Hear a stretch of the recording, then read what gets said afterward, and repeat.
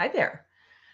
Happy New Year to everyone. I was told that you aren't supposed to say that anymore. It's the 9th, but I haven't seen you yet this month. So I'm saying Happy New Year, and I don't believe that anyway. So, another thing I don't believe in is resolutions. And that's what we're here to talk about today is resolutions. So I'm kind of curious what you guys think, but I think they're a waste of time and energy. But hang in there for a minute because I'm going to tell you what I do believe. So, in order to convince you that New Year's resolutions are a big waste of time, whether they're career focused or not, let's look at the evidence. So, a study shows that half of Americans make New Year's resolutions, but only 8% of them successfully keep them. And in fact, 2/3 of them admitted to having broken the New Year's resolution within a month of setting it most years. And it's funny because I got an email today from a coach that I follow, and she talked about how January 12th, which is this Friday, is Quitter's Day because that's the day that most people give up on their resolutions. I think it's so funny that that it has a name. That's what she said anyway. So the reason is that a lot of the goals that we set for ourselves are uh, unfocused, sort of nebulous. They're very lofty, and a lot of times they're just unachievable. And they might even be the same resolutions that you set last year. So, resolutions are really about what you should be doing. I want to get in shape. I want to read more and watch Netflix less. I want to get a promotion. So they could be personal or professional, but they're about what you should be doing rather than the things that you really want to be doing. They might even be what somebody else thinks you should be doing. So, you know, let's stop making promises or commitments around our careers for sure, based on what other people think we should be doing or what other people's expectations are of us. So, okay, I don't believe in resolutions. We've established that. What do I believe in? I believe in goals. I believe in plans. I believe in accountability and support. And at the foundation of that, I actually also believe in the importance of self awareness. So those things rather than resolutions. And, you know, I do believe that setting professional or career goals alongside your personal ones are really the key for success in a year. I'm always talking about fulfilling career, happy life. I advocate for you focusing on both of those things. And obviously, that's what we're here to talk about today. So, where do you start? Start by thinking big picture. Think about where you want to be 1 year from now. It's as easy as that. Like, let yourself dream a little bit about what you want to be different, where you want to be a year from now. It doesn't have to be anything big and life changing, a new job or even a promotion. It might be learning a new skill. It might be further developing yourself as a leader. That's always a great idea. The important thing is that you identify something specific that you can achieve by this time next year. And the reason that it's so important to set those career goals is because it brings clarity. It really does. Creating and planning for your career goals helps you gain clarity on what you want in the future, and it increases your probability of success. So, another important thing that process can do is it can clarify what you don't want. And if you're not powerfully saying no to certain things, you're never powerfully saying yes to other things. So it brings you clarity on what you do want and what you don't want. And it can help you realize when it's time to move on from something. Um, and it can make you clear on what you're happy about. What are the things you want to protect? What are the things that you want to make sure that you stick to? And maybe what you find is that you're really content where you are for another year, which is awesome. Then you can just sharpen up some other things. So clarity, and it also gives you something to work towards. So, like one example I can think of it because it happened very, very recently is a client that I've been working with for a long time.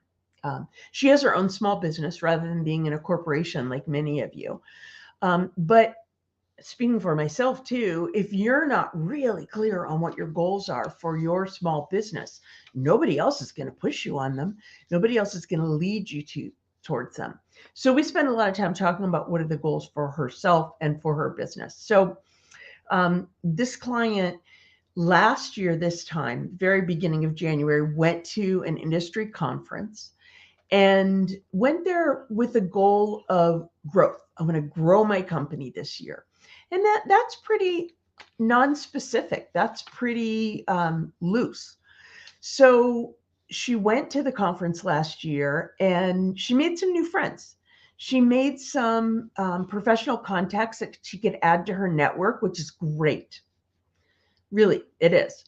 But this year, we got very specific about what she needed for the year. She knew really clearly it wasn't just growth. It was, wait a minute, how many new clients do I want? How many hours do I want to be working?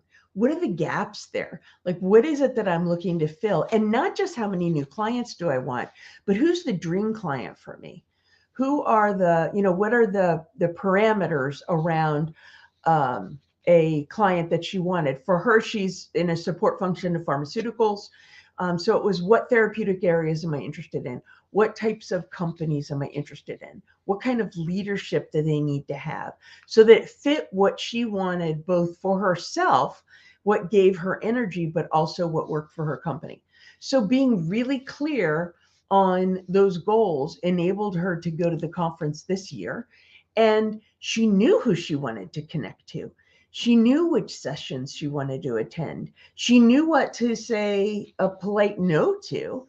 And the opportunity absolutely exceeded her expectations. And it didn't take a lot of planning for her to make that happen in a very new way this year. So I'm really excited about where she can take that. But it's just a great example of how being more specific tells you tells you what you want to go after and tells you what you want to say no to. It's very, very freeing in a way.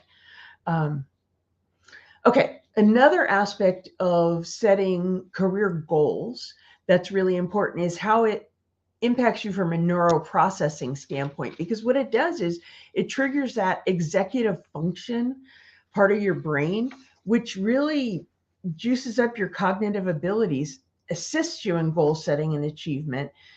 So consciously setting those goals increases your likelihood of success in a lot of different ways. You got a clear vision, you got a clear direction, and you have an increased probability of success.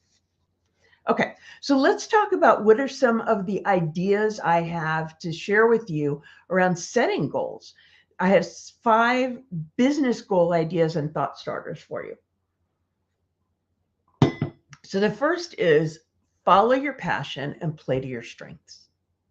If money were no object, what would you be doing? It can be hard to imagine sometimes, because like we all have commitments, we all have bills to pay. Sometimes money is an object, and that's fine. It really is. But if it weren't an object, if it weren't a consideration, what would you be doing? What do you enjoy about your work? What do you look forward to when you come to work in the morning? You guys hear me talk about this all the time. What excites you? What gets you up before the alarm? What are you proud of what you do? And if not, what could be tweaked? Like, these are important things to ask yourself, because we spend most of our waking hours working. Most of us do. And look, you owe it to yourself to do what you love, to love what you do. I love what I do. I want you to love what you do. And it is something that I talk about all the time. So when you're playing to your strengths, everything becomes so much easier, and it allows you to bring your best stuff, and it's what you deserve. So follow your passion and play to your strengths. The second spark, if you will, for setting your business goals is to measure your own career progress based on your own goals. Don't measure it based on what other people should tell you. A lot of times, especially people that work in corporations, those of us, and when I did have a corporate career, the company I worked with had a wonderful process for setting benchmarks and setting career goals and really supporting you in making those things happen. But a lot of times you are following somebody else's goal. somebody else's idea of what you should be doing. And what that leads to is you're always comparing yourself against their goal, against what somebody else is achieving, not necessarily what you want. So, following that, comparing yourselves to others sometimes can lead you to some non-productive behaviors and self-limiting beliefs. You may feel that you are less than if you haven't achieved something on the same schedule that someone else did or someone thinks that you should. The only metric you really need is whether you're progressing against your own goals and getting closer to what you want to be doing. So that's why it's so important to set them, because that's what you want to be measuring yourself against. Okay, spark number 3 for setting your business goals. Invest time and maybe even money in your own career and your own development. People who take charge of their careers and achieve their career goals understand it's our own responsibility to invest in that. So that's definitely your time, and it might even be money. I have another client who was feeling a little uninspired at work, a little unchallenged. And what she did was she looked into what courses there were, online courses, but through good, reputable organizations and universities. What courses were there that would spark her interest, help her learn something that would grow in the future? And she had to pay herself, I think it was a couple $1,000s. Not ideal. It's great when somebody else pays for it, but it was worth it for her to invest that time and money in that, because it just really brought her new ideas, new energy, new contacts. So be willing to make that investment in your own career development if it's something that can benefit you. I even have clients that have engaged me as their coach. They're, investing in their own development that way. Their companies may have been willing to pay for coaching, and they actually chose to pay for it themselves so that their company wasn't at all involved. They didn't have to align objectives. They didn't have to feel guilty if their objective potentially was moving away from that company. So, that's even a possibility. But the time is probably even more important than the money in terms of investment, because time is the one resource we can't renew. Money you can usually get more of, time goes away. So, but you are important. This commitment to yourself is important. So you have to be willing to take control of your own career development and invest in it where needed. And it really will bring back energy for you. And even in the rare cases where you didn't feel like it brought you what you needed, you will learn a lot about how to do things differently, and maybe that what you thought you needed isn't actually the answer. Okay, number 4, for spark for setting your business goals, don't forget to take care of yourself. It doesn't really matter how good you are at your work or what you want to achieve. If you aren't feeling good, if you don't have the energy you need, if you aren't healthy, it's worth nothing. Take it from me. That was my experience last year. Was my health had a very dramatic way of making itself a priority. So learn from that. Make yourself, your own health, your own well-being, a priority here, and set goals around that too. And that's not just a personal goal. That is a business goal, because you can't achieve anything if something else gets in the way like that.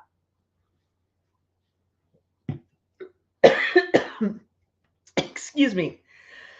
That was great. Okay. Just creating a little anticipation for number 5.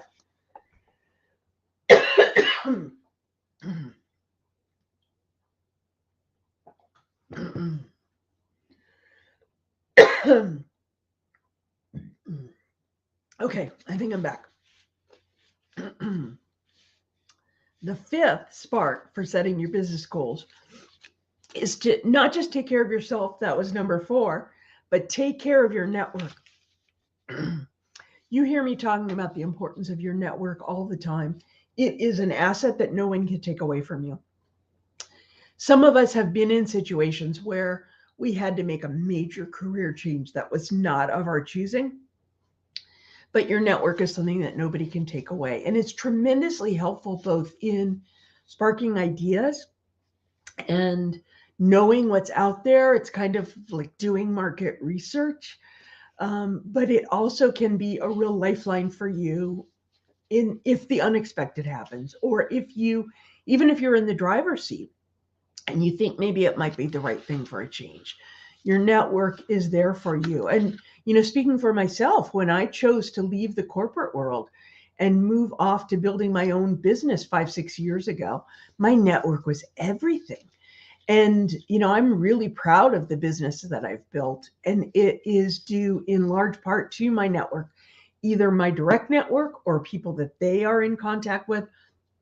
Sometimes I post something and somebody will reach out to me based on a comment that somebody in my network makes. So I can't say enough about the value of a network, and it's worth taking care of. And not only can it benefit you, but you never know when you might be able to help somebody else. And that just plain feels good. I have clients sometimes that I'll talk to, and they'll feel like, oh, I want to reach out to this or that person, but I haven't talked to them in 5 years. And often my question for them is, well, what's the story you're telling yourself in your head about that? And a lot of times the story is, oh, I haven't touched base with them and now I need something, and they're going to think, that I'm using them or think less of me or whatever. That's possible, but I think it's really unlikely. Most of the time when somebody reaches out and you haven't talked to them in a long time, their response is that they're really glad to hear from you and they're really glad that you're doing well. Chances are you were very important to them another point in a life or a career. And what's the worst thing that can happen? You reach out to somebody and they don't want to hear from you. Okay, chances are you can live through it. And you move on to the next person in your network. So you hear me talk about this all the time. I'm a huge believer in taking a very strategic approach to how you build your network and how you keep up with your network. And if you want to talk specifically about my ideas for an approach on that, feel free to be in touch. There are specific things you should be doing, or not should. There are specific things you could be doing around that to make it really productive and really easy. Okay, so let's shift gears a little bit. Rather than the sparks for setting your business goals, let's shift gears to some tips on how do you stick to your New Year's goals.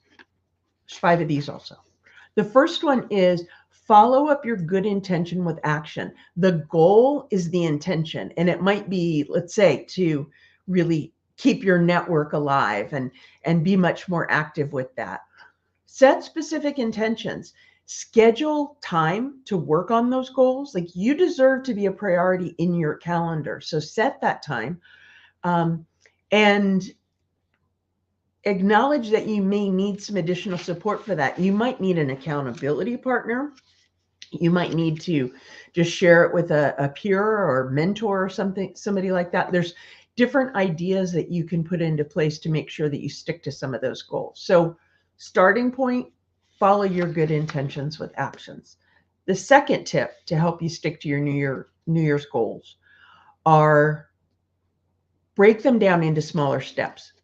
Just saying, oh, I'm going to keep my network alive is aspirational, but it's not measurable. It's not specific. It's not all the things that we're told to do in setting goals.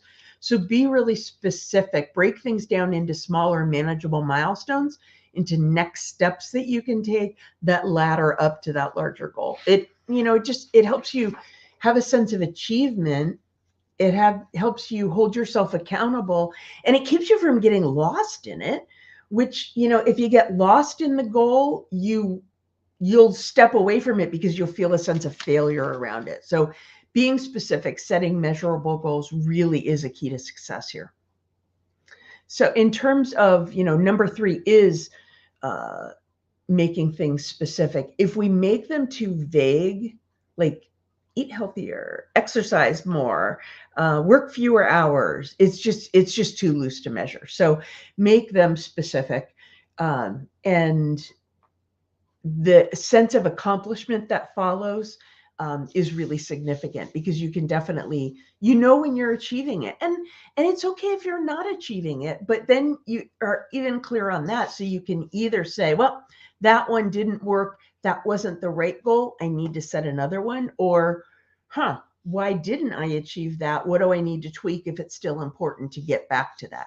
You can't possibly know those things if you don't set specific goals. The fourth tip for sticking to your New Year's goals is share those goals and accept support. So by sort of going public about them, which could look a lot of different things. Some people go as broad as sharing them on social media. For a lot of people, it's one accountability partner, sharing it with your spouse, those kinds of things. But if you really want to achieve those goals, especially in business, it's time to start sharing them, because they can help keep you accountable. They can support you through the process. And it's just a way of like outing yourself in a way that's really, really healthy. So share those goals with others, because the support that you'll get can be tremendous. Okay, so you're probably wondering, what's the fifth tip for sticking to your new goals? And it's really around understanding why you're making this change. And this is where the self-awareness piece that I mentioned early on comes in. Having an emotional connection to the goal and the desire for change makes it much more likely to happen. Remember, in the beginning, I asked you to anticipate, think about, where did you want to be a year from now? What did you want to have accomplished? How do you want things to feel? And by tapping into that, that can really help you understand what the reason behind the change. A lot of times, we may have a goal. I'll talk to clients about, they'll say a goal is to make 20% more than they're making now. Okay, that's a great goal. That's specific. You can measure it. But my next question will be, what difference is that going to make in your life? And when it comes to, money is never just money. An increase in money for me might mean more travel, more security. Usually it's about having more options, either to make a change in your job, take a break. I have a client I met with just this morning, and what she said to me, she's about to make a career change. And what she said to me was, what I really want is to take a break. Well, then we had to go take a look at the money, and could she afford to do that?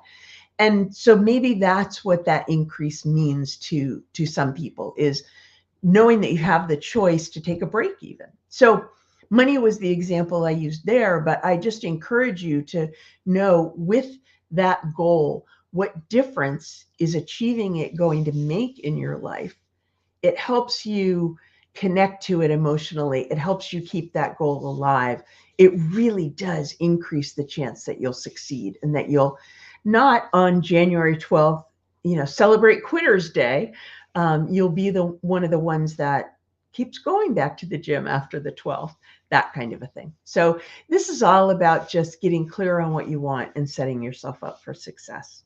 So I want to thank you so much for joining me today, for listening in. If you're listening to this later, for sticking with it and making this commitment to yourself, to pay attention to these things. And if this has sparked some ideas for you that you want to talk about, feel free to be in touch. I love hearing what a difference this can make for you. And oftentimes people will get in touch with me and say, hey, I had a thought to add to that, or I didn't agree with something that you said.